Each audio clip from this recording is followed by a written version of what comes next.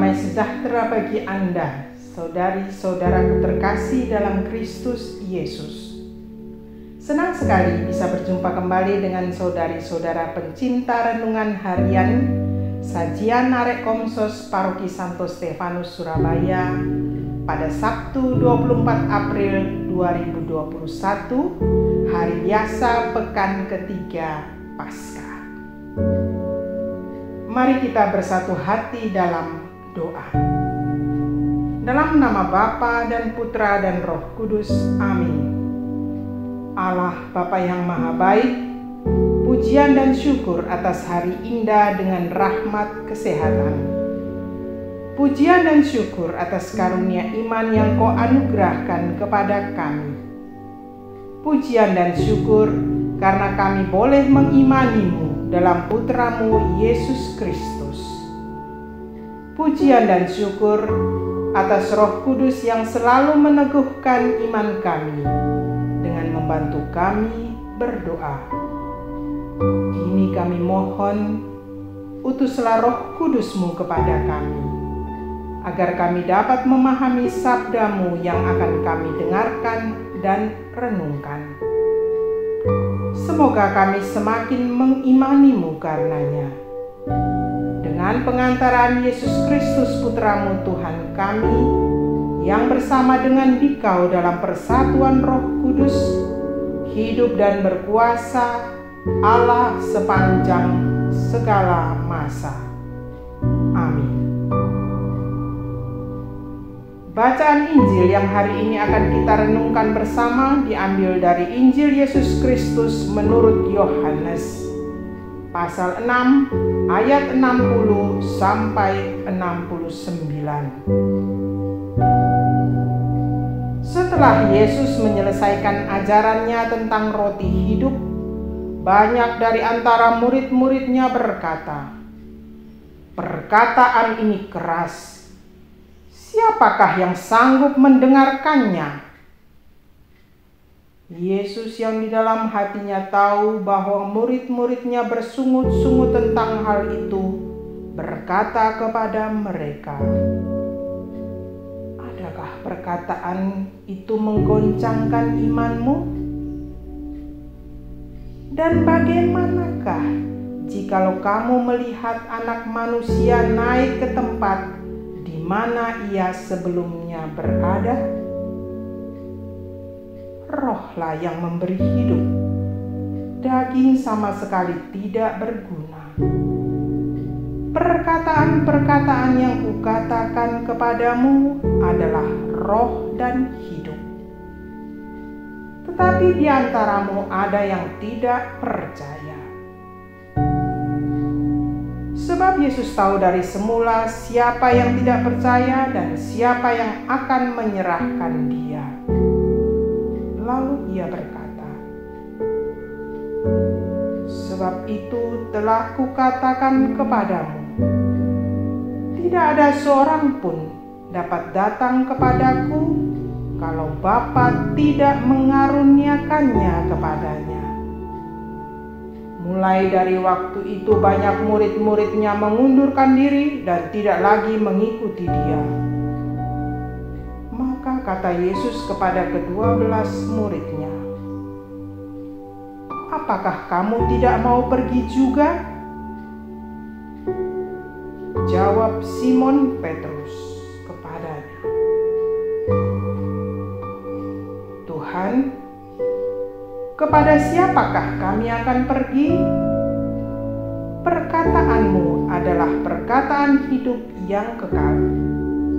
Dan kami telah percaya dan tahu bahwa Engkau adalah yang kudus dari Allah." Demikianlah Injil Tuhan. Terpujilah Kristus. Saudari dan saudaraku terkasih, reaksi para murid Yesus terhadap sabda Yesus mengenai roti hidup mirip dengan kebanyakan orang Kristiani di zaman ini terhadap Injil. Kalau kita amati di kanal YouTube, Kebanyakan orang yang meninggalkan kekristenan dengan mengatakan ajaran Kristiani itu tidak masuk akal. Ajaran-ajaran Yesus itu adalah kebohongan dan lain-lain. Mereka seakan menemukan alasan untuk menolak Yesus. Beriman tidaklah mungkin mengandalkan rasio atau pikiran. Kelemahan berpikir dan keterbatasan rasio atau pikiran tidak dapat digunakan sebagai ukuran untuk menyatakan sesuatu benar atau salah. Ketika kita beriman, kita memasuki kawasan yang ilahi atau adikodrati. Pikiran kita terlalu kecil dibanding dengan misteri Allah yang ingin kita masuki. Menjadi murid Yesus itu karunia ilahi, bukanlah ambisi atau ego pribadi. Seorang murid Yesus dalam beriman yang merasa bahwa sabda Yesus tidak searah dengan kepentingannya, lalu meninggalkan Yesus, adalah orang yang menjadikan dirinya sebagai kriteria utama, bukan Allah. Kesombongan berpikir merupakan halangan untuk beriman sejati. Allah bukan untuk dipikirkan, karena Allah yang diwartakan oleh Yesus adalah Allah yang memanggil semua orang untuk mengalami Allah. Dengan demikian kita perlu bertanya kepada diri kita, Yesus mana yang kita ikuti sekarang ini? Yesus didekati dengan hati yang berdoa. Saudari-saudaraku terkasih, marilah kita cermati jawaban Petrus. Tuhan, kepada siapakah kami akan pergi? Perkataanmu adalah perkataan hidup yang kekal, dan kami telah percaya dan tahu bahwa Engkau adalah yang kudus dari Allah. Itulah doa orang beriman yang didorong dan dibimbing oleh Roh Kudus. Dalam katekese tentang doa dengan tema Gereja Guru Doa pada 14 April 2021, Paus Fransiskus mengajarkan bahwa doa pertama dimulai ketika anak belajar bagaimana berdoa di pangkuan orang tua atau kakek neneknya. Kenangan ketika ayah dan ibu mengajarkan berdoa sebelum tidur dan dalam percakapan intim dalam keluarga melalui nasihat-nasihat yang diilhami Injil. Ketika bertumbuh dewasa, ada guru doa, para pelayan gembala yang ditabiskan, bertanggung jawab membawa umat Allah kepada sumber-sumber doa yang hidup, kepada sabda Allah, liturgi, kehidupan ilahi, dan pengertian akan kehadiran Allah dalam kenyataan-kenyataan kehidupan. Kehidupan paroki dan komunitas Kristen ditandai dengan momen liturgi dan momen doa komunitas. Hadiah sederhana yang kita terima ketika kecil adalah warisan yang besar, yang kaya. Pengalaman doa semakin layak untuk diperdalam seperti yang dikatakan dalam Katekismus Gereja Katolik. Katekese untuk anak-anak, orang muda dan dewasa bertujuan agar sabda Allah direnungkan dalam doa pribadi, dihadirkan dalam doa liturgi, dan diterima dalam hati, supaya dapat menghasilkan buah dalam suatu kehidupan yang baru. Pakaian iman tidak dikanji, tetapi berkembang bersama kita.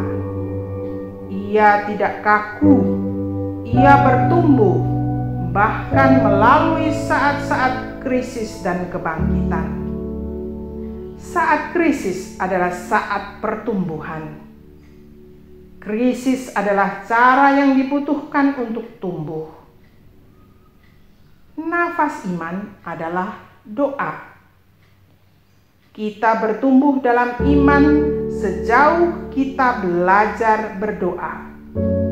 Setelah peristiwa-peristiwa tertentu dalam hidup, kita menjadi sadar bahwa tanpa iman kita tidak dapat melakukannya, dan bahwa kekuatan kita adalah doa. Tidak hanya doa pribadi, doa saudara-saudari sekomunitas, dukungan doa mereka yang mengenal kita, dan doa dari orang-orang yang kita mintakan doa. Segala sesuatu di gereja berasal dari doa, dan semuanya tumbuh berkat doa. Doa adalah yang membuka pintu menuju Roh Kudus yang mengilhami kemajuan. Perubahan menuju kebaikan dimulai dengan doa. Melupakan doa, kita akan kehilangan arah. Seperti cangkang kosong, tidak lagi memiliki sumber kehangatan dan cinta.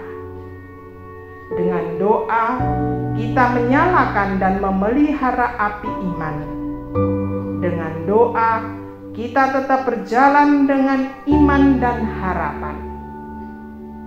Senjata mengalahkan kejahatan adalah doa. Pelita iman akan selalu menyala di bumi selama ada minyak doa.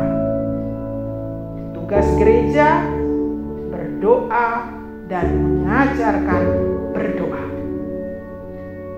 Dengan memelihara iman dalam doa terus-menerus, maka bersama Petrus kita akan menjawab pertanyaan Tuhan. Tuhan, kepada siapakah kami akan pergi? Perkataanmu adalah perkataan hidup yang kekal, dan kami telah percaya dan tahu bahwa Engkau adalah yang kudus dari Allah. Marilah kita berdoa. Allah Bapa yang Maha Baik, puji dan syukur atas sabda-Mu yang meneguhkan iman kami. Berkenanlah mendampingi kami dengan Roh Kudus-Mu, agar kami terus-menerus memupuk iman kami dengan belajar berdoa darinya. Dengan pengantaran Kristus Tuhan kami. Amin. Dalam nama Bapa dan Putra dan Roh Kudus. Amin.